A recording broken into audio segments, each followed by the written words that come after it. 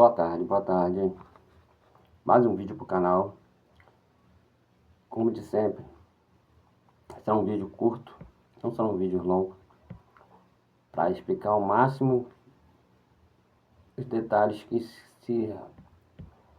se tem dentro de uma família narcisista. Como eles se relacionam, como eles se identificam, ou seja, como eles se organizam dentro de uma casa narcisista. Pois bem, uma família narcisista, ela é diagnosticada principalmente como uma família perfeita, né?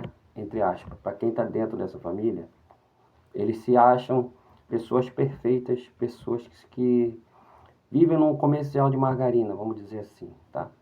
Todo mundo é perfeito, todo mundo é santo, todo mundo tem as suas prioridades, mas enfim, quando você encontra uma família dessa, com pai ou mãe narcisista, de certo de ter o seu filho dourado, que é o predileto, e o seu filho bode expiatório. Então, um vai ter todo o suprimento de atenção, de carinho, de amor, entre aspas, porque eles não sabem o que é amor. Eles confundem amor com possessão, confundem amor com controle. Então, esse filho dourado, ele vai ter todas as oportunidades, todos os chamegos, toda a atenção da mãe, principalmente se a mãe for narcisista, né? E todos os cuidados que imperam, ou seja, vai criar uma criança onde as vontades vão ser feitas e com isso, no futuro bem próximo, vai acarretar em problemas psicológicos bem sérios, bem profundos, né? O filho bode expiatório, que é aquele filho que é tirado tudo. Tudo é retirado, tudo é sugado, tudo é criticado, toda hora ele é humilhado. Muitas das vezes dizem que ele não presta, ou seja, a manipulação psicológica é grandiosa neles, tá ok? Então assim, basicamente a família narcisista é essa. Toda família narcisista, quando você entra como um suprimento, ou seja, todos que estão ali dentro, pai, mãe, irmã, tia, cunhado, todo mundo sabe quem é um narcisista com quem você está se relacionando, mas ninguém vai falar para você quem realmente ele é.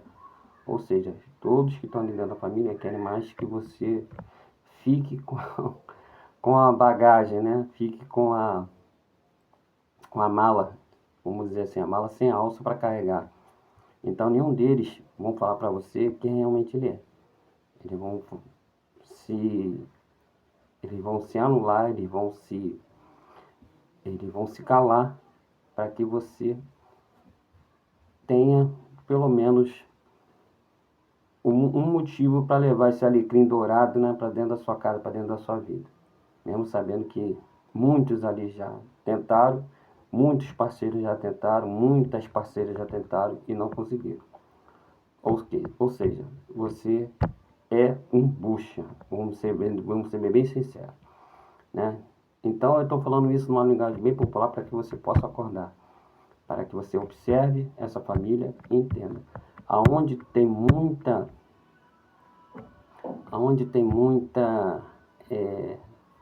como é que posso dizer, muita felicidade, muita dignidade, muito caráter, uma família hiper religiosa, tu pode ter certeza, filho, que ali atrás se esconde muita sujeira por debaixo do tapete, ok?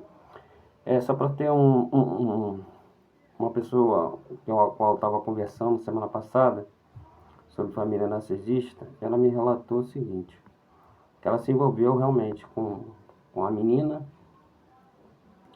que essa menina veio, acho que foi de Minas, se não for na memória, não me lembro agora o estado. Eu sei que ela veio de outro estado, veio morar no Rio, e por sua vez, essa menina já tinha uma idade já avançada e por sua vez nunca conseguiu se fixar com ninguém, nunca se relacionar com ninguém por mais de um ano e pouco.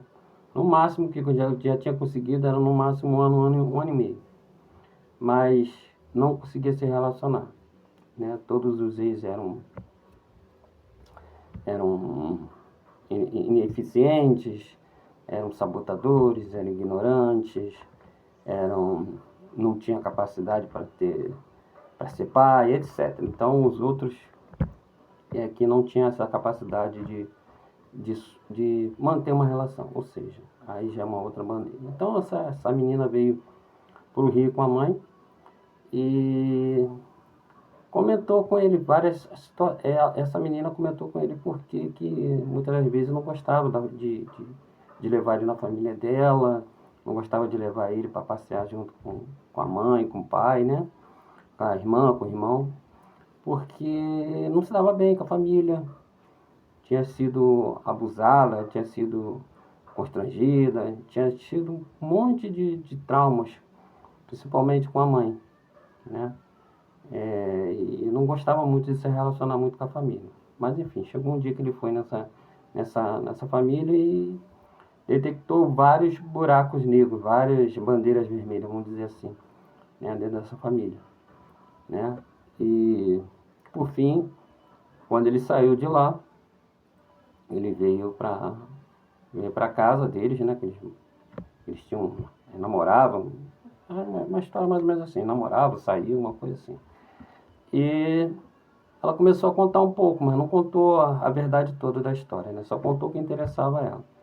Contou que a mãe tinha saído lá de Minas, tinha vindo para o Rio e tinha deixado os irmãos que eram maiores que ela com a outra família, com a outra família lá em Minas, e tinha vindo só com ela, foragida, como dizer assim, escondida, né? Aí ele fez uma pergunta para ela simplesmente: mas por que tua mãe deixou os dois irmãos mais velhos e veio com você sozinha para o Rio? Aí ela não soube responder. Não soube responder e, por sua vez, ele já ligou uma bandeira vermelha. Ele falou: tem alguma coisa de errado. O teu nome não é o mesmo da mãe. Não é o mesmo nome dos irmãos, né? Vamos dizer assim. Seus irmãos não têm o seu mesmo nome, né? A tua faixa etária de nascimento é um pouco menor do que a dos seus irmãos. Seus irmãos são bem mais velhos que você. Sua mãe largou praticamente seus irmãos com o seu pai. Se tivesse se o teu pai abusava dos seus irmãos, abusava dela, por que não estaria os outros irmãos? Essa foi a pergunta-chave, né? E você analisando bem, você entende o porquê. Porque, de fato, de duas a uma mãe, deve ter se relacionado né, extraconjugal, deve ter tido uma outra relação fora do casamento. Essa menina nasceu, que era a namorada dele, nasceu e veio para o Rio, fugida, porque sabia que o pai sabia que não era filha dele, né? E aí, muitas das vezes, quando começou os abusos, né? Porque provavelmente a menina deve ter sido abusada sexualmente, deve ter sido abusada psicologicamente, isso é com toda certeza. E a mãe, por sua vez, para se livrar de toda essa culpa, né?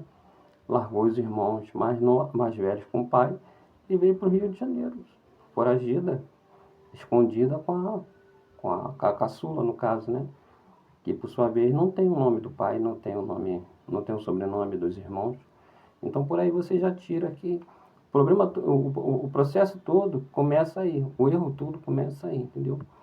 Então a menina, por sua vez, por hoje, ela tem esses traumas, por hoje ela não se dá bem com a mãe, ela não se dá bem com, né? Não sei nem se o pai ainda é vivo, não se dá bem com o pai ou com o padrasto, não sei. Ela tem muito desses traumas e ela julga muito disso na mãe, né? Nos irmãos, que não se dá bem por causa disso. Então, essa é praticamente uma história de uma, que por sua vez pode ter várias outras, né?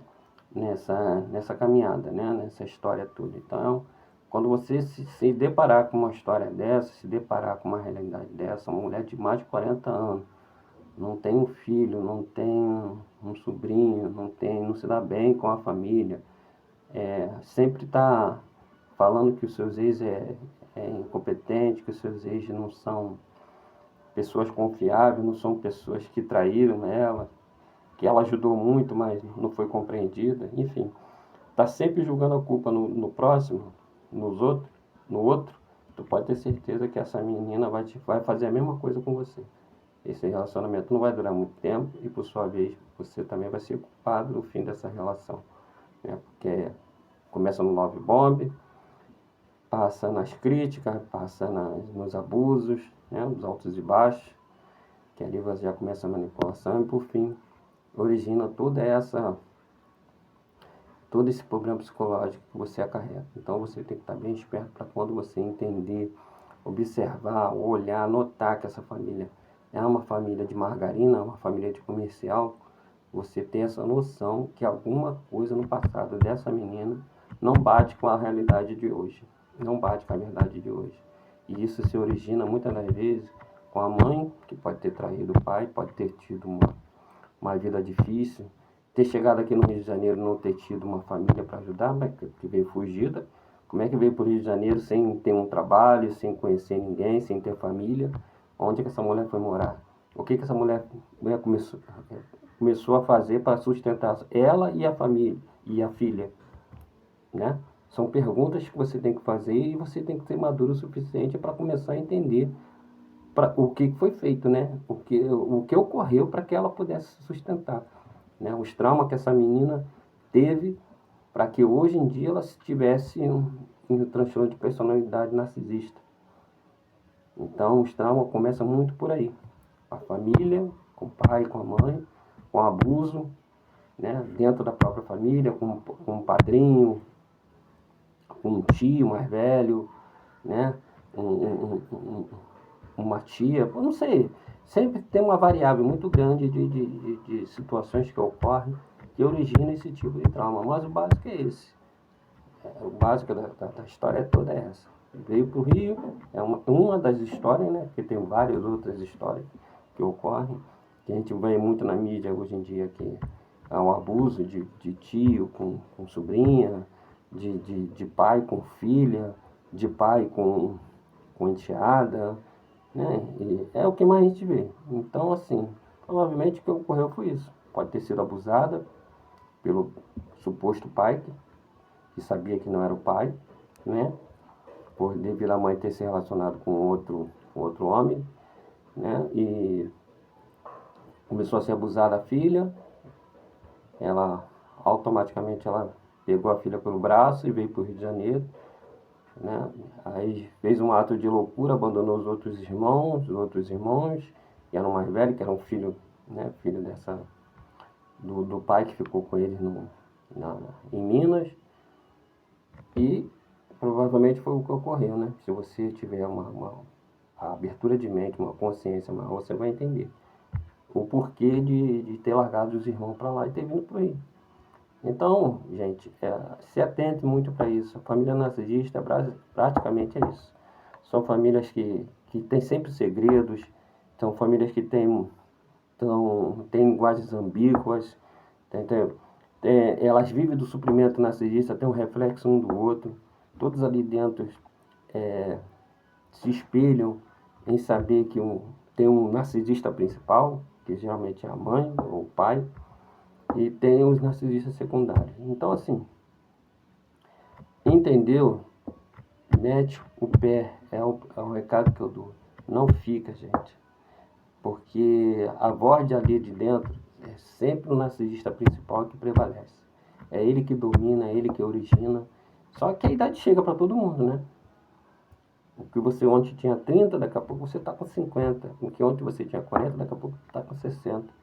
E as coisas, devido ao psicológico, aos traumas, às situações não curadas, a vida errônea que vive, a vida psicologicamente errônea que vive, vai lhe trazer muitos problemas muito piores quando a idade chegar.